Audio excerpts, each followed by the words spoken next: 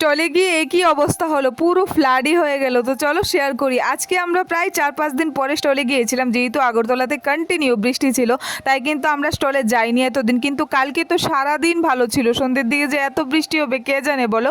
আমরা কিন্তু সব জিনিসপত্র নিয়ে দোকানে গিয়েছিলাম, আর দোকানে গিয়ে কিচ্ছু গোছানোরও টাইম পাইনি। আর মধ্যেই বৃষ্টি চলে আসলো, ভেবেছিলাম বৃষ্টিটা একটু পরে কমে যাবে, সব কিছু নর্মাল হয়ে যাবে, কিন্তু না, প্রায় 2-2.5 ঘন্টা ধরে বৃষ্টি হচ্ছিল। আর তার মধ্যেই আগরতলার মধ্যে কিন্তু পুরো জল উঠে গেছিল, পুরো ফ্লাড হয়ে গিয়েছিল রাস্তার মধ্যে, এত জল কল্পনার বাইরে।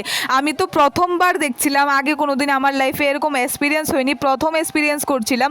মানে কত জিনিসপত্র ছিল স্টলে, কোথায় নিয়ে রাখবো কোনো রাস্তা পাচ্ছিলাম না, খুব কষ্ট করে সব কিছু ম্যানেজ করেছি।